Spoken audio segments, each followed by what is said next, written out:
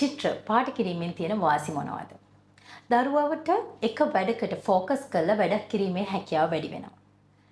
හිත ඒකාග්‍ර කරගෙන වැඩක් කිරීමේ හැකියාව වැඩි වෙනවා. ඒ විතරක් නෙවෙයි.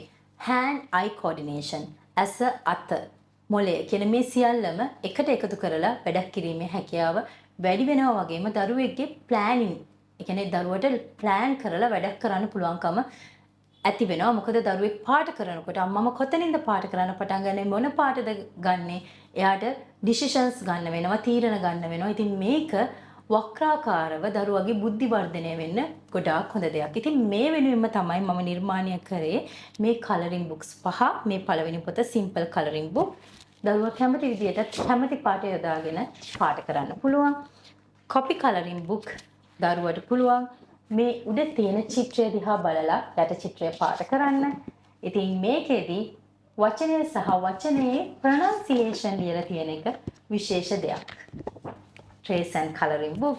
ඉතින් දරුවෙක්ට පුළුවන් hand writing practice පුරුදු වෙන ගමම්ම පාට කරන්න, අලුත් වචන ඉගෙන ගන්න. මේ සියල්ලම කරන්න පුළුවන් විදිහට තමයි මේ පොතත් නිර්මාණය කරලා තියෙන්නේ. ඉතින් මේ පොත්වල තියෙනවා animals, fruits, vegetables and vehicles. doodle colouring book කියන්නේ නම් විශේෂම දෙයක් ඔයාලා දන්නවා.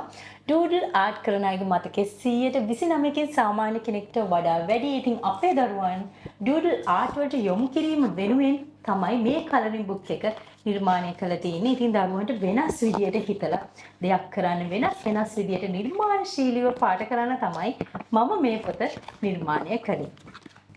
මේ තියෙන්නේ mindfulness pattern.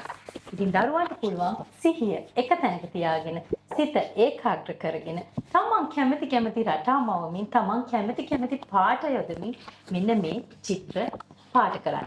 චිත්‍රම නෙවෙයි රටා තියෙන්නේ.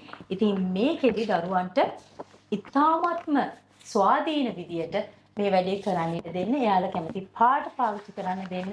පාට පමණක් නෙවෙයි වෝටර් කලර්ස් වගේ පාට කරන්න අවශ්‍ය විවිධ වර්ගයේ දේවල් අරන් දෙන්න. ඉතින් ඔබේ දරුවාගේ අනාගතය වෙනුවෙන් ඔබ කරන ආයෝජනයක් තමයි මේක.